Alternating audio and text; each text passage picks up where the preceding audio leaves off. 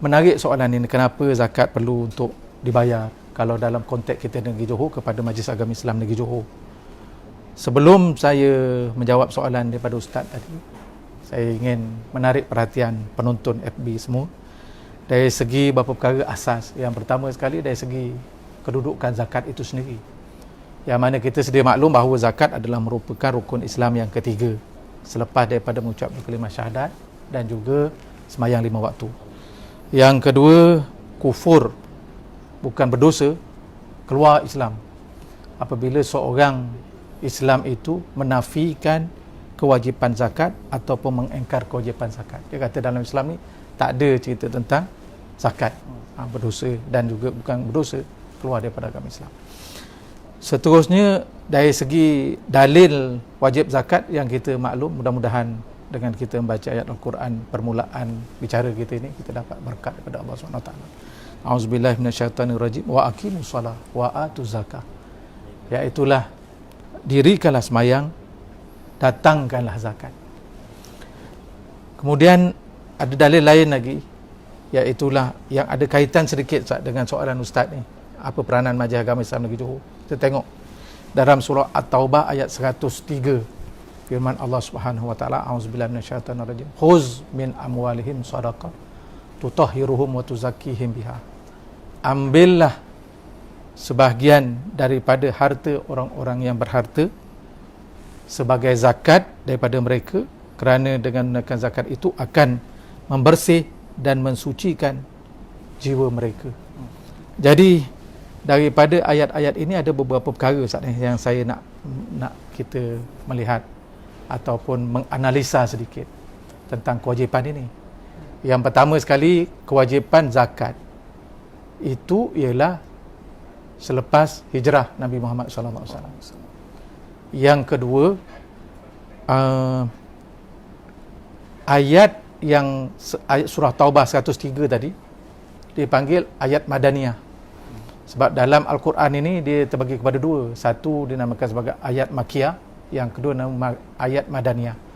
Ayat Makkiyah iaitulah ayat yang diturunkan kepada Nabi semasa Nabi berada di Mekah. Manakala yang kedua ayat Madaniyah iaitulah diturunkan kepada Nabi Muhammad semasa Nabi berada di Madinah selepas Nabi hijrah. So, jadi kenapa Allah turunkan ayat yang penting sebagai rukun Islam yang ketiga ini selepas Nabi berhijrah ke Madinah? Sedangkan Nabi sudah pun menyebarkan Islam di Mekah 11 tahun dah. Makna 11 tahun Nabi di Mekah menyampaikan agama Islam, Allah tak sebut lagi tentang wajib zakat ni. Bila dah sampai ke Madinah, baru Allah wajibkan zakat.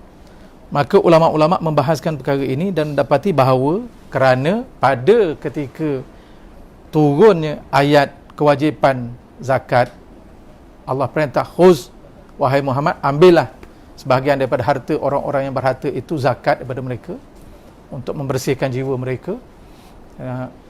Adalah kerana pada ketika itu Nabi sudah membina sebuah negara Islam Madinah.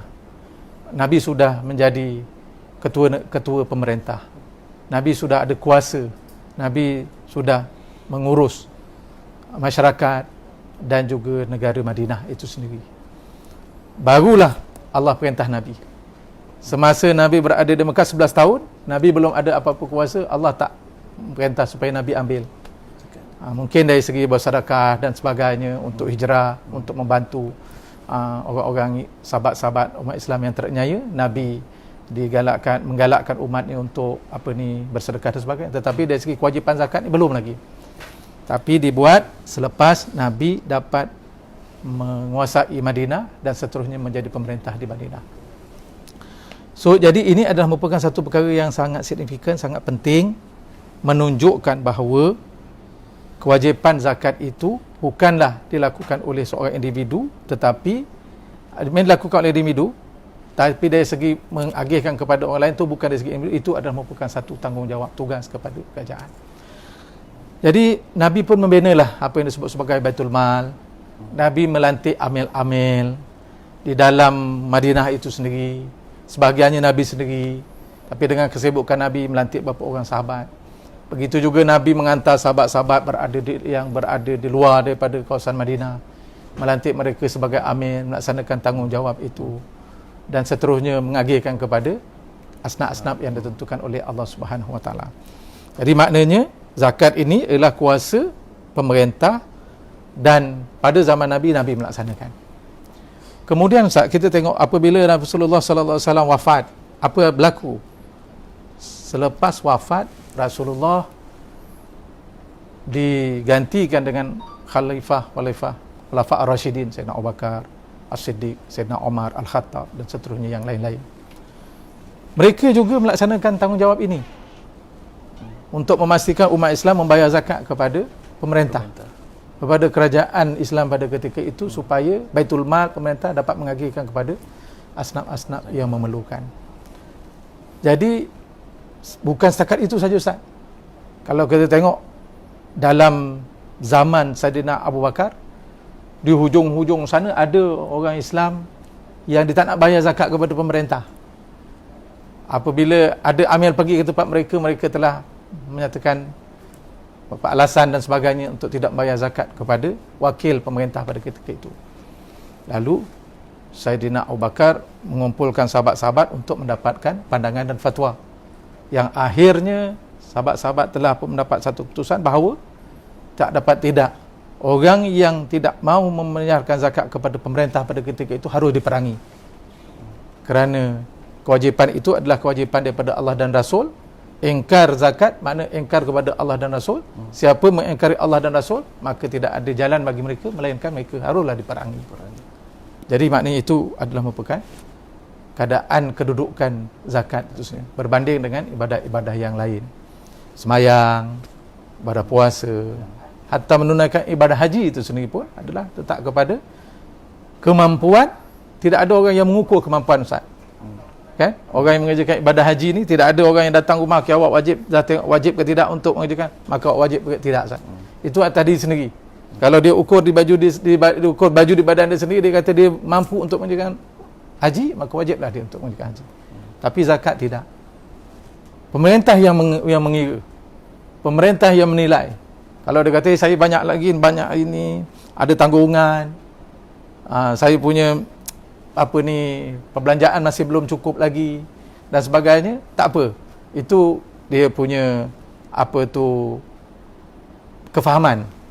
Tetapi kewajipan pemerintah mendatangkan orang yang boleh mengirakan, melihat dan juga membuat taksiran pada harta dan kewajipan supaya dimenangkan zakat. Maka di sinilah makna kita lihat yang pertama sekali dari segi zakat itu wajib kepada disempurnakan pengurusannya ialah pemerintah. Dalam konteks negara kita di Malaysia, maka kita di Malaysia ni ada 14 negeri, Ustaz, dalam Perlembagaan Persekutuan pun telah menyebutkan dengan jelas jadual 9 bahawa zakat ini adalah merupakan kuasa negeri. Kuasa negeri di bawah raja-raja. Bagi negeri yang tidak ada raja, kuasa itu di bawah yang di-Pertuan Agong, jelas. Kemudian di dalam kita tengok dari segi enactment pun menyebut enactment Pentadbiran Agama Islam Negeri Johor 2003. Bahkan enactment ini adalah merupakan enactment yang ditambah baik daripada enactment 1978. Maknanya daripada 1978 lagi pun sudah pun menyebut, bahkan lebih awal lagi enactment zakat sendiri pun tahun 1895 ke tak sahabat saya kan, ada kaedah zakat di Negeri Johor telah menyebutkan bahawa kalau di sini kita baca majlis dalam enactment 2003 section 86, majlis hendaklah berkuasa memungut zakat dan fitrah daripada setiap orang Islam yang kena dibayar dalam negeri Johor mengikut hukum syarak bagi pihak Duli Yang Maha Mulia Sultan. Jadi Duli Yang Maha Mulia Sultan ialah pemerintah. Kalau zaman Nabi, Nabilah. Kalau zaman Khalifah Islam, mana Khalifah lah. Kalau zaman kita ni, Sultan sebagai ketua agama, sebagai pemerintah, maka dialah yang bertanggungjawab. Dan majlis ini di delegate power, maknanya diturunkan kuasa oleh Sultan kepada majlis untuk melaksanakan pungutan zakat dan seterusnya mengagih kepada asnaf-asnaf ni. Jadi di sinilah sebenarnya signifikannya ataupun kedudukannya. Tanpa kita ragu-ragu, adakah majlis agama ni saja-saja aja ataupun maknanya dia gila kuasa, pandai-pandai untuk dia membuat peraturan dan sebagainya, tidak. Tapi sebenarnya zakat ini adalah merupakan hukum syarak. Zakat ini adalah merupakan sebahagian daripada perundangan ekonomi di dalam Islam, maka Islam telah pun mengaturkan sistemnya begitu. Seterusnya dilaksanakan oleh Nabi, kemudian diwarisi oleh khalifah yang 4 dan khalifah-khalifah berikutnya sampailah kepada berakhirnya khalifah Islam. Begitu juga di negara kita oleh pemerintah, kerajaan dan juga badan yang telah dilantik oleh pihak berkuasa, iaitu Majlis Agama Islam Negeri Johor. Jadi sebab apa Ustaz dari segi zakat ni tadi, kalau tengok cerita zaman Saidina Abu Bakar tu, apabila seorang itu tidak bayar, maka dia perlu untuk dikuatkuasakan. Kalau zaman Abu Bakar sampai dia kata perang. Jadi kalau misalnya zakat tidak diurus oleh satu badan, macam mana penguatkuasaan itu boleh diambil? Takkan orang miskin nak pergi kat orang kaya minta sendiri, paksa dia bayar zakat, kan? Tidak begitu. Jadi maknanya diurus oleh satu badan yang dikelola oleh kerajaan. Begitu jugalah kedudukan Majlis Agama Islam Negeri Johor dan juga Majlis Agama Islam negeri-negeri yang ada di Malaysia. Sekian Ustaz. Terima kasih.